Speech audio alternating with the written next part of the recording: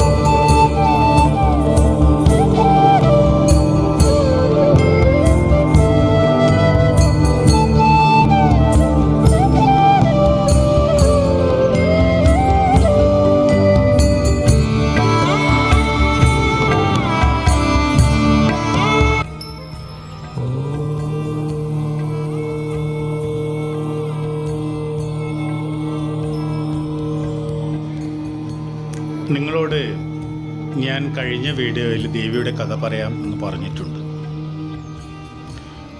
നീലിയാർ കോട്ടത്തെ ഭഗവതിയുടെ കഥയാണ് പറയാൻ പോകുന്നത്. എവിടെ നിന്നാണ് അമ്മ വന്നതെന്ന് അറിയാമോ? കൊട്ടിയൂർ ദേശത്ത് നിന്ന് തന്നെ.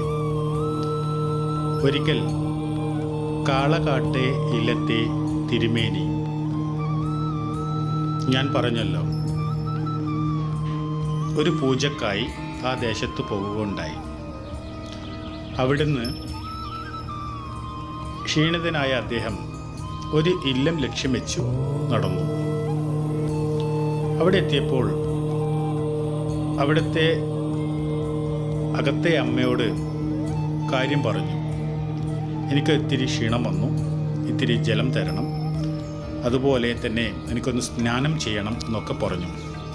അമ്മ ഇത്തിരി താളി പറിച്ചു പിഴിഞ്ഞ് അദ്ദേഹത്തിന് കൊടുത്തു. ആ താളി അദ്ദേഹം കയ്യിൽ വാങ്ങി വേഗം അത് കുടിച്ചു. അപ്പോൾ അമ്മ പറഞ്ഞു, നിങ്ങൾക്ക് കുളിക്കാൻ തന്നതാണ്, അല്ലാതെ കുടിക്കാൻ തന്നതല്ല എന്ന് പറഞ്ഞു. ഒരു മിനിറ്റ്, നിങ്ങൾ ഈ കാഴ്ച കണ്ടോ? ഇവിടെ വരുന്നവർ ഇവിടെ ചെയ്തു വെച്ച ഓരോ ലീലാവിലാസങ്ങൾ കണ്ടോ? ഇത്രയും പ്രകൃതി സൗന്ദര്യമുള്ള ഈ സ്ഥലത്ത്, ഒരു ദൈവിക സ്ഥാനമുള്ള ഈ സ്ഥലത്ത് ചെയ്തു വെക്കുന്നത് ഇപ്രകാരമുള്ള ഓരോ പ്രവൃത്തികളാണ്. ഇവിടെ വരുന്നവർ എപ്പോഴും, ഞാൻ ഇതിന് മുമ്പത്തെ വീഡിയോയിലും പറഞ്ഞിട്ടുണ്ട്, ഇങ്ങനെയുള്ള സ്ഥലത്ത് പോകുമ്പോൾ നിങ്ങൾ ദയവായി മദ്യം ഇങ്ങനെയുള്ള കാര്യങ്ങളൊക്കെ കൊണ്ടുപോകരുത്. കാരണം ഞാൻ ജനിച്ച നാട്ടിൽ ജനിച്ചവരാണ്. നിങ്ങൾ സന്തോഷകരമായിരിക്കുന്നത് കാണാനാണ് എനിക്ക് ഏറ്റവും ഇഷ്ടം. നിങ്ങളുടെ സ്നേഹം എനിക്കെന്നും വേണം എന്നുള്ള ആഗ്രഹം കൊണ്ടാണ് ഇത്രയും ഞാൻ പറയുന്നത്. ഇങ്ങനെ ഒന്നും ചെയ്യരുത്. എന്തായാലും എൻ്റെ ദേശത്തുള്ള ജനങ്ങൾ ഇങ്ങനെ ചെയ്യില്ല. പുറത്തുനിന്ന് വന്നവർ ഇതിങ്ങനെ ചെയ്യുന്നുള്ളത് സത്യം തന്നെ. ആരും ആയിക്കൊള്ളട്ടെ, ദേശക്കാരായിക്കോട്ടെ, പുറമേ നിന്ന് വരുന്നവരായിക്കോട്ടെ, ഈ ചെയ്യുന്നത് ശരിയാണോ എന്ന് നിങ്ങളൊന്ന് ആലോചിക്കുക. ഇത്രയും പ്രകൃതി സൗന്ദര്യമുള്ള നമ്മുടെ എവിടെയാണുള്ളത്? എല്ലാം ഇന്നത്തെ കാലത്ത് എല്ലാം നശിക്കപ്പെട്ടുകൊണ്ടിരിക്കുക. എല്ലാ കുന്നും മലകളൊക്കെ അവിടുന്ന് വലിയ വലിയ JCB ഒക്കെ കൊണ്ടുവന്ന് മാന്തി കൊണ്ടേ തീർക്കുക. അവിടുന്ന് മണ്ണും കല്ലും ഒക്കെ പൊട്ടിച്ച് കൊണ്ടുപോവുക. ഇനി നമ്മളുടെ വരും തലമുറ വരുമ്പോൾ ഇങ്ങനെയുള്ള കാഴ്ചകളൊന്നും ചിലപ്പോൾ കാണാൻ പറ്റിയെന്ന് വരില്ല. ചിലപ്പോൾ അവർക്ക് കാണിക്കൽ ഇതുപോലുള്ള വീഡിയോകൾ ചിലപ്പം ആവശ്യമായി വരും. ഇങ്ങനൊരു സ്ഥലം നമ്മുടെ ദേശത്തുണ്ടായിരുന്നു എന്ന് കുട്ടികൾ ആ വീഡിയോ കൊണ്ട് വേണം മനസ്സിലാക്കാൻ എന്നുള്ള അവസ്ഥയിലേക്ക് എത്തിക്കരുത്. നിങ്ങളൊക്കെയാണ് ഇതൊക്കെ നിയന്ത്രിച്ചു കൊണ്ടുവരാനുള്ളത്. നാം ഓരോ വ്യക്തികളും ഇതുപോലെ ശുദ്ധീകരിക്കാൻ തുടങ്ങിക്കഴിഞ്ഞാൽ പിന്നെ നമുക്ക് പല രോഗങ്ങളിൽ നിന്നും രക്ഷ കിട്ടുക തന്നെ ചെയ്യും. ഈ വെള്ളമൊക്കെ നമ്മുടെ കിണറ്റിലും കുളത്തിലുമൊക്കെ ഇറങ്ങിപ്പോകും. അതുകൊണ്ട് ദയവായി മാലിന്യമാക്കാതെ ശ്രദ്ധിക്കുക. നിങ്ങളുടെ സഹോദരനായി കണ്ട് എൻ്റെ വാക്ക് നിങ്ങൾ സ്വീകരിക്കും എന്നുള്ള വിശ്വാസത്തിലാണ് ഞാൻ ഇങ്ങനെയൊക്കെ പറഞ്ഞത്. ഞാൻ പറഞ്ഞത് ഇഷ്ടപ്പെട്ടില്ല എന്നെങ്കിൽ ദയവായി ക്ഷമിക്കുക. കാരണം നിങ്ങളും നിങ്ങളുടെ തലമുറകളും സന്തോഷകരമായിരുന്ന് കാണാൻ ഞാൻ ആഗ്രഹിക്കുന്നത് കൊണ്ടാണ്. നമ്മുടെ പൂർവികന്മാർ നമുക്കുണ്ടാക്കി വെച്ച സമ്പത്താണ് നമ്മൾ ഇന്ന് സന്തോഷിക്കുന്നത്. സ്നേഹപൂർവ്വം ഈ വാക്കുകൾ ഇവിടെ ചുരുക്കുന്നു. നമുക്ക് ദേവിയുടെ കുറച്ച് കാര്യം കൂടി പറഞ്ഞ് ഇവിടെ സ്റ്റോപ്പ് ചെയ്യാം. അങ്ങനെ അമ്മ താളി പറിച്ചു പിഴിഞ്ഞ് അദ്ദേഹത്തിന് കൊടുത്തു. അദ്ദേഹം അത് വാങ്ങി വേഗം കുടിച്ചു. അപ്പോൾ അമ്മ പറഞ്ഞു, ഇത് ഞാൻ കുളിക്കാൻ തന്നതാണ്, അല്ലാതെ കുടിക്കാൻ തന്നതല്ല എന്ന് പറഞ്ഞു. അപ്പം തിരുമേനി പറഞ്ഞു, അമ്മ തരുന്നത് എന്തും ഈ മകൻ പ്രസാദമായി കാണുന്നു. അത് പ്രസാദമായിട്ട് തന്നെയാണ് ഞാൻ കുടിച്ചത്. അപ്പോൾ ഇതിനു മുമ്പും ആ ദേശത്തേക്ക്, ആ സ്ഥലത്തേക്ക് പോയ ആരും തിരികെ വന്നിട്ടില്ല എന്നാണ് പ്രമാണം. പൂർവികന്മാർ പറഞ്ഞ കഥകളാണ് ഞാൻ പറയുന്നത്. തിരുമേനി അത് കുടിച്ചത് കൊണ്ടാണ് അദ്ദേഹത്തിന് ജീവനോടെ വരുവാൻ സാധിച്ചതെന്ന് പറയപ്പെടുന്നു. ഇത് പഴമക്കാർ പറഞ്ഞു വന്ന ഒരു കഥയാണ് ഞാൻ പറഞ്ഞത്. അന്ന് അദ്ദേഹം അവിടുന്ന് മടങ്ങി വരുമ്പോൾ ദേവിയും അദ്ദേഹത്തിൻ്റെ കൂടെ വന്നു. കാളകാട്ടെ ഇല്ലത്തെ തിരുമേനിക്ക് മനസ്സിലായി ഇത് ഭഗവതിയാണ്.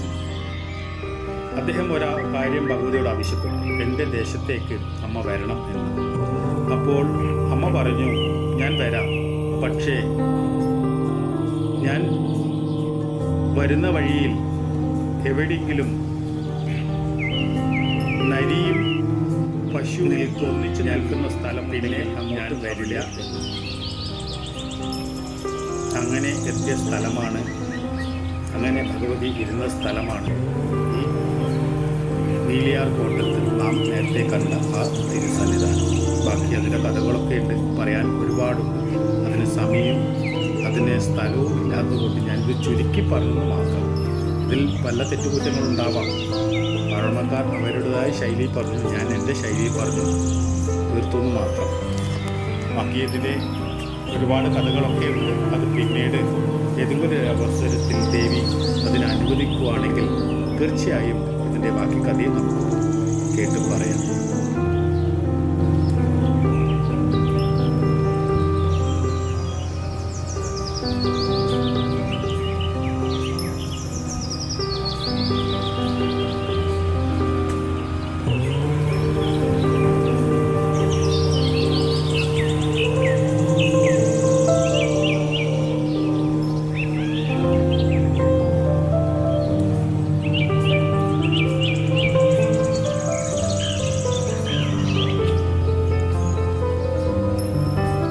നമ്മുടെ വീഡിയോ ഇവിടെ പൂർണ്ണമാകുകയാണ്.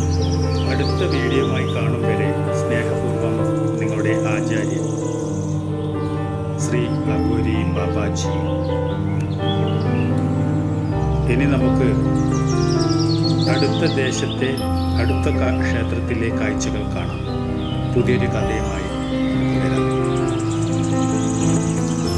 കണ്ണൂർ ജില്ലയിൽ പുതിയ തെരു എന്ന ഒരു ദേശമുണ്ട്.